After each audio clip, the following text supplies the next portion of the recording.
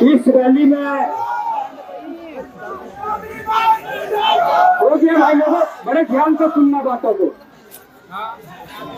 बिंदुवार बातें करेंगे और फैक्ट जो है वो बातें करेंगे, बड़े ध्यान से सुनना।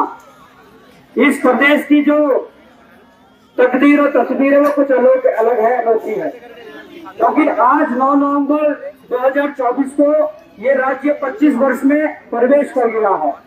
25 वर्ष का उत्तराखंड हो गया है और यहाँ 43 वर्ष के युवा को घोड़ा बताया जा रहा है।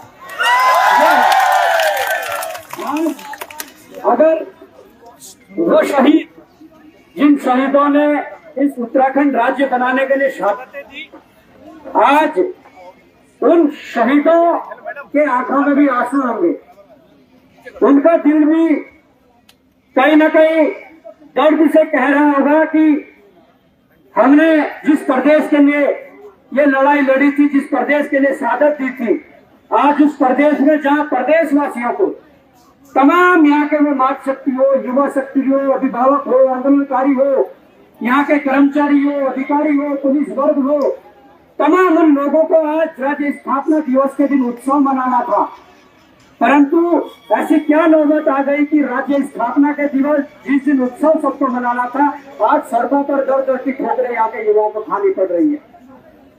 आज मैं कहना चाहूंगा कि ये जिस प्रकार का माहौल इस प्रदेश के अंदर है, जो माहौल इस प्रदेश के अंदर है, उस माहौल के जिम्मेदार चाहे वो सरकार कोई सी भी रही हो, उन सरकारों के साथ साथ यहाँ की जनता भी है।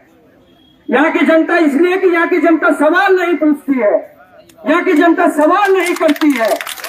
यहाँ की जनता राज्य मिल गया तो हो गया, क्या राज्य मिलने से सब ठीक हो जाएगा? राज्य के रूप में एक भूभाग मिल गया, एक सीमा मिल गई कि ये है, वहां पर व्यवस्था चलाने के लिए आप जैसे नौजवानों के कंधे पर उसकी जिम्मेदारी है।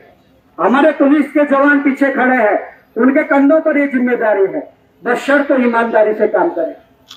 मैं कहना चाहूंगा, आप लोगों ने जो वर्दी पहनी है, आप लोगों ने भी बड़ा संघर्ष किया होगा, आप लोगों ने भी रातों रात कई घंटे तक पढ़ाई करी होगी, आप लोगों को जो ये वर्दी की ललक थी, आप लोगों ने उसे पाने के लिए कई संघर्ष किया, मैदान में फिजिकल के लिए दौड़े, तमाम प्रकार का संघर्ष किया, पर ये युवा भी वही संघर्ष करना चाहता है। इन युवाओं का सपना भी यही वर्दी है, पर इसमें युवाओं का क्या दोष है? एक भर्ती निकलती है 2014 में फरवरी में, और हमारा भी 2014 का इंटर है, हमारा रिजल्ट निकलता है मई जून में, तो क्या हम भर पाए उस फॉर्म को? नहीं भर पाए। और इस उत्तराखंड में आयु सीमा क्या है पुलिस कांस्टेबल की? 18 से 22। कितने साल का गैप है? 4 साल। 18 से 22 4 साल। दूसरी भर्ती कब निकलती है? 2021 में। तो आप ये बता दीजिए, ये प्रश्न मेरे उत्तराखंड सरकार से है और उन लोगों से भी है जो ये कहते हैं कि ये जायज मांग नहीं है। यार, जब 2014 में हमने इंटर किया, हम उस भर्ती को नहीं भर पाए। चलो, मैं तो सिविल ट्रायल से हूँ, एसटी से हूँ, पर जो हमारा सामान्य वर्ग का छात्र है वो कहाँ जाएगा? मुझे तो लगता था कि मैं 2021 की भर्ती दे सकता था, पर 2014 में जो मैं फिजिकल दे सकता था, क्या 21 में दे सकता था? कभी नहीं। पर हमने तो उस चक्कर में 21 का फिजिकल नहीं दिया। पर जो युवा वास्तव में अपने आप में फिट है, जो फिजिकल दे सकते थे, उनके लिए 2021 की भर्ती में ओवर एज हो गए, 2014 की भर्ती में अंडर एज से, तो वो जाएगा कहां? एक जायज प्रश्न है कि उस युवा के लिए, जिस युवा की चाहत ये भर्ती थी, उस युवा के लिए केवल एक अवसर मांग रहे हैं। हम नहीं कह रहे कि तुम एज हमेशा के लिए बढ़ा दो, हम कह रहे हैं कि इस बार कम से कम उन युवाओं को अवसर दिया जाए जिन युवाओं ने एक भी बार भर्ती नहीं की है। और जब आरटीआई में आंकड़े निकाले गए, तो 4000 पद खाली है। आपने 2000 पद की वैकेंसी निकाली, अच्छी बात है। क्या यही भाजपा सरकार, यही सरकार जब नारा देती है बेटी बचाओ बेटी पढ़ाओ, तो उस नारे को चरितार्थ भी तो करना है। चरितार्थ कैसे होगा? चरितार्थ तब होगा जब इस 2000 वैकेंसी में प्लस 400-500 और वैकेंसी आकर हमारी मात शक्ति बढ़ती जाएगी, तब जाकर नारा चरितार्थ होगा। नहीं तो ये नारा झूमने की तरह चुनावी घोषणा, ये चुनावी मैदान में ये नारा बोलने के लिए रह गया, बाकी किसी काम का नहीं है। हम चाहते हैं कि अवसर मांग रहे हैं, हम नहीं मांग रहे कि नौकरी दो, अवसर तो देने पड़ेंगे। आप ये देख लीजिए कि कितना कुशासन यहाँ पर चल रहा है। मैं सुशासन की बात नहीं कर रहा हूँ, कुशासन की बात कर रहा हूँ। हमारा पड़ोसी राज्य हिमाचल प्रदेश, वहां के मुख्यमंत्री सुखू जी ने 3 साल एज बढ़ा दी, और कोविड का हवाला देके, जबकि वहां तो भर्ती निरंतर निकलते रहती है, पर कोविड का हवाला देके 3 साल एज बढ़ा देते हैं। हमारे उत्तर प्रदेश के पड़ोसी राज्य जो उत्तर प्रदेश है, वहां के जो मुख्यमंत्री है योगी आदित्यनाथ जी, वो कोविड का हवाला देके 3 साल आयु सीमा बढ़ा देते हैं, जबकि वहां तो पिछली बार ही भर्ती आई थी। उसके बाद भी उन्होंने कोविड का हवाला देके 3 साल अगर बढ़ाई है, तो हमारे मुख्यमंत्री जी को बढ़ाने में क्या समस्या है? क्या इससे कोई वित्तीय भार बढ़ रहा है? क्या इससे कोई वित्तीय भार सरकार पर पड़ रहा है? अरे आपने जितने भर्ती करने आप करिए, पर अगर वो 23 साल का युवा है, 22 का है, 19 का है, जो मानक आपने फिजिकल में दिए हैं, अगर वो उन मानकों पर खरा उतरता है, वो उसे क्वालिफाई कर देता है, मेरिट में आ जाता है, तो क्या दिक्कत है? उसकी जो वर्दी पाने की चाहत है, आप उसे अवसर तो दीजिए। आज मुझे लगता है कि ये एक ऐसा दिन है कि जब इस प्रदेश को जो संघर्ष था वो पूरा हुआ और ये प्रदेश मिला। ये बहुत अच्छा अवसर है यहाँ की सरकार के पास, ये बहुत अच्छा अवसर है यहाँ के मुख्यमंत्री जी के पास कि आज इस राज्य स्थापना दिवस के दिन वो यहाँ के युवा को उपहार के रूप में आयु सीमा में छूकर हमारे लाख शक्ति, और ये इसलिए भी कि जो प्रदेश के भीतर जो सरकार के प्रति जो एक माहौल जो बना हुआ है, जो क्रोध युवाओं में सरकार के प्रति व्यापक रूप में जो इस प्रदेश के अंदर फैला हुआ है, अगर इस प्रकार से आज सरकार फैसला लेती है, अगर मुख्यमंत्री जी फैसला लेते हैं, तो कहीं ना कहीं वो भी बैलेंस हो जाएगा। नहीं तो आप लोगों ने देखा कि बद्रीनाथ की सीट कहां गई, आप लोगों ने देखा मंगलोर की सीट कहां गई, और आप लोग देखोगे, देखिए हम और आप मिलकर संघर्ष कर सकते हैं, हम और आप मिलकर अपनी बात रख सकते हैं। मैं दावे के साथ कह सकता हूं और मासूम महाराज की कसम और सावन खा सकता हूं कि अगर मुख्यमंत्री धामी की जगह मेरे पास कलम की पावर रहती, तो मैं रात में ही, एक दिन नहीं, 1 घंटे के अंदर उसे पूरा कर देता। परंतु आज ऐसे क्या लोग आ गई है? आपने 2 उपचुनाव देखे, इससे पूर्व एक बागेश्वर का उपचुनाव भी हुआ था, जिस बागेश्वर के उपचुनाव में तुम 15 से 20 हजार के वोटों से जीतने का दावा कर रहे थे। वो तो शुक्र मनाओ कि हमें वहां तुमने गिरफ्तार किया, संगीन धाराएं लगाई, जेल भेजा, तमाम प्रकार के हथकंडे अपनाए, पर अगर 2 दिन हम और रह लेते तो 2400 वोटों के अंदर से जीते हुए गए थे। पर हम कहते हैं कि आज हम मुख्यमंत्री जी से ये सुनना चाहेंगे कि इस प्रदेश के युवा के लिए उनका हृदय बड़ा हो गया है और आयु सीमा बढ़ा दी गई है और महिलाओं के लिए कुछ सीटें जोड़ दी गई है। हम ये सुनना चाहेंगे, और अगर नहीं हुआ, देखिए हर मोर्चे पर लड़ा जाएगा। ये भी एक माध्यम था कि रैली के माध्यम से आए हैं, दूसरे भी अनेक माध्यम है। प्रदेश उपाध्यक्ष भाई राम पंडवाल जी 13 दिन तक आमरण अनशन पर रहे, और 13वें दिन जब चक्कर खाकर गिर जाते हैं, तब प्रदेश के मुख्यमंत्री संज्ञान लेते हैं कि आओ, और उसके बाद आश्वासन देते हैं कि आयु सीमा बढ़ाएंगे। तो अभी तक क्यों नहीं बढ़ी? 8 तारीख से आवेदन शुरू हो गए हैं। हम चाहते हैं जब आपको करना है तो आप जल्दी करिए। हर मोर्चे पर लड़ा जाएगा, मैंने ये कहा है, और वो मोर्चा ये हो सकता है अगर आज आप लोगों ने नहीं मानी, तो मैं युवाओं से कहना चाहता हूं कि आप प्रण लें कि आज परेड ग्राउंड में शाम को मंच लगेगा और उस मंच पे मुख्यमंत्री धामी होंगे। आप लोगों को खुद भी और अपने घर वालों को उस कार्यक्रम में शामिल होना है। आप लोगों को भी और अपने परिवार वालों को भी इस कार्यक्रम में शामिल करवाना है, और वहीं से नारे लगने हैं।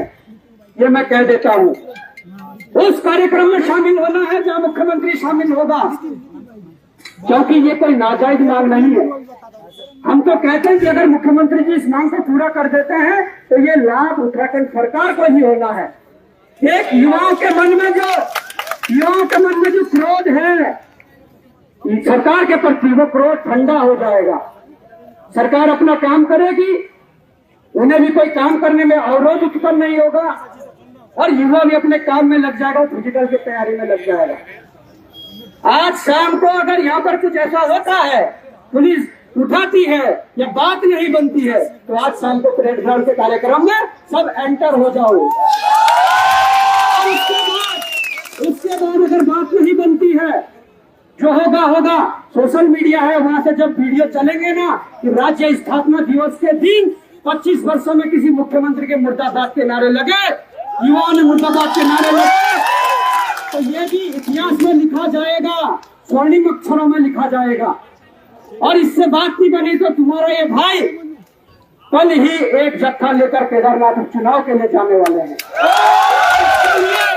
रात दिन घर घर जाकर उन युवाओं से मिलेंगे जिन युवाओं का अहित हो रहा है, उन अभिभावकों से मिलेंगे जो अभिभावक अपने बच्चों के लिए हजारों रुपए जो महंगे कमरे देकर, कोचिंग देकर, जो अपने बच्चों को चाह रहे हैं कि उनका बच्चा नौकरी दे, उन अभिभावकों से मिलेंगे। ये भूल जाना धामी जी की अगर केदारनाथ की सीट गई तो तुम्हारी कुर्सी भी गई। इसलिए स्पष्ट तौर पर कहना चाहता हूँ कि यहाँ पर जो हमारे इंटेलिजेंस के लोग आए होंगे, या आप बुलाइए मुख्यमंत्री आवास से कौन आ रहा है, आप आज ये पूरी तरीके से कह दीजिए कि ये राज्य स्थापना दिवस के दिन मुख्यमंत्री धामी जी ने यहाँ के राज्य के युवाओं को ये उपहार के तौर पर उन्हें आयु सीमा और महिलाओं को कर दिए हैं। ये आप बता दीजिए। मैं खुद मुख्यमंत्री धामी का जय जयकारा लगा हुआ, ये मैं कहता हूँ। अगर नहीं करा, हमें तो लड़ने की आदत है, हमें तुम सड़कों पर लड़वा लो, कहीं भी लड़वा लो। हम तो अपने अधिकारों के लिए और इन युवाओं के अधिकारों के लिए, जिन युवाओं ने हमें सहयोग करके एक आज मकाम तक पहुंचाया है, उन युवाओं के लिए हमेशा लड़े हैं और लड़ेंगे और भविष्य में भी लड़ेंगे। और आप लोगों को सब पता है कि जो हमने शपथ दिलवाई है वो क्यों दिलवाई है। वो इसलिए दिलवाई है कि आज आपकी इन मांगों में जो रोड़ा बनेगा, वो अधिकारी भी कोई रोड़ा बन सकता है, वो नेता भी कोई रोड़ा बन सकता है आपकी मांगों के लिए, और कोई मुख्यमंत्री या सरकार कोई जो रोड़ा बनेगा, उसके लिए भविष्य में आप लोगों ने शपथ ली है कि उसके विरुद्ध काल होगा और होगा। ये भूल जाओ। ये प्रदेश यहाँ के युवाओं के लिए बना था, यहाँ के नागरिकों के लिए बना था, परंतु आज मुझे नहीं लगता है कि वो सारी चीजें हो रही है। और जिसके अंदर काबिलियत होगी, योग्यता होगी, क्षमता होगी, आप लोगों में से वो निकलेगा। जिसके पास काबिलियत नहीं होगी वो मेरिट से बाहर हो जाएगा, अपना काम करेगा। पर यहाँ का युवा एक अवसर मांग रहा है, मैं भी चाहता हूँ ये अवसर मिले, क्योंकि जिस युवा ने सपने खाकी वर्दी पहनने के देखे होंगे ना, उसके लिए वो कहीं ना कहीं एक सम्मान वाली लड़ाई है। और मैं चाहता हूँ कि वो अच्छा करे और जाए, एज बढ़े और पुलिस में भर्ती हो, क्योंकि ये भाई लोग भी अपने ही हैं। हम उन घरों से आते हैं जिन घरों में कोई फौज में है, कोई पुलिस में है, कोई टीचर है, कोई कुछ है, हम भी उन घरों से आते हैं। परंतु बात समानता की होनी चाहिए और अवसर की समानता की होनी चाहिए। आपने राजनीति विज्ञान सबने पढ़ा है, एक तो समानता पर अवसर की जो समानता है वो जरूरी है। अवसर की समानता यहाँ के युवाओं को नहीं दी जा रही है। आप देखिए कि पुलिस एसआई की भर्ती भी कब निकली थी, 15 में, अब जाके निकालिए तो अब भी पेपर नहीं करवा रहे हैं। अरे हम चाहते हैं कि तुम 500-500 लेकर भर्ती निकालो, 200-200 के निकालो, पर हर साल तो निकालो। और अगर तुम हर साल भर्ती निकालोगे तो मैं ये कसम खा के कह रहा हूँ कि कोई भी एक बढ़ाने को लेकर कोई कभी आंदोलन नहीं करेगा। उसे पता लग जाएगा कि मैं काबिल नहीं हूँ, मैंने 2 भर्ती दे दी, 3 दे दी, मैं काबिल नहीं हूँ, मैं अपना चुप बैठ जाता हूँ, कुछ और काम कर लेता हूँ। पर जब तुम अवसर ही नहीं दोगे, उसके मन में तो है कि मैं निकाल सकता हूँ। तो उस भ्रम को दूर करिए सरकार। मैं चाहता हूँ कि हमारी मातृ शक्ति भी यहाँ पर आई है, वो भी आए, अपनी पीड़ा को रखें। एक बहन सही में कह रही थी कि वो घर वालों से लड़ झगड़ कर यहाँ पर आती है। और है, जब आप इंटर के बाद जब ग्रेजुएशन करने लग जाते हैं, 1 साल बीतता है, 2 साल बीतता है, 3 साल बीतता है, तो घर वाले, रिश्तेदार, पड़ोसी सब सवाल करने लग जाते हैं, क्या कर रहे हो, नौकरी लगी नहीं लगी, शादी कब कर रहे हो, क्या कर रहे हो, तमाम प्रकार के प्रश्न होते हैं। तो मैं चाहता हूं कि ये सारी लड़ाई हम सबकी लड़ाई है, इस लड़ाई को मिलकर लड़ना पड़ेगा। और तमाम जो यहाँ पर जो लोग हैं या हमारे साथ अन्य लोग जो समाज सेवी लोग थे, बलोदी जी होते, तमाम प्रकार के और लोग हैं, या हमारे कुमाऊं से जो भाई भूपेंद्र कोरंगा, पीयूष जोशी जी, हमारी कुसुम बोराई जी, तमाम प्रकार के ऐसे लोग जो दूर दराज से भी आए हैं, हरिद्वार से भाई आए हैं, उधम सिंह नगर से आए हैं, पहाड़ के कई जिलों से आए हैं, उन सबका धन्यवाद करना चाहूंगा। पर ये कहना चाहूंगा कि आज की शाम फिर धामी जी के नाम होनी चाहिए। अगर यहाँ तो कम लोग आगे कोई डरते हैं कि यार ऐसा हो जाएगा वैसा हो जाएगा, पर वहां के लिए तुम अभी जब जाओगे ना तो गले में हाथ डालकर कह सकते हैं दोस्त कार्यक्रम में चलो आप, और वहां इससे दोगुनी तिगुनी चौगुनी भीड़ होगी। और मैं चाहता हूं कि ये नौबत आए ना। प्रदेश के मुखिया आज देहरादून में है, प्रदेश के मुखिया आज युवा को उपहार के रूप में ये आयु सीमा में छूट और महिलाओं को कुछ कर दे सकते हैं, तो ये कहीं ना कहीं अगर देते हैं तो आपका ये भाई जो हमेशा सरकार के विरोध में रहता है, अपने फेसबुक के माध्यम से लाइव करके धामी जी का जय जयकारा लगा कर चलो आपने कुछ एक अच्छा काम किया हमारे युवाओं के लिए, तो जय जयकारा धामी जी के लिए लगेगा, बस शर्त है कि वो आज ये मांगे माने और युवाओं के पक्ष में न्याय दे।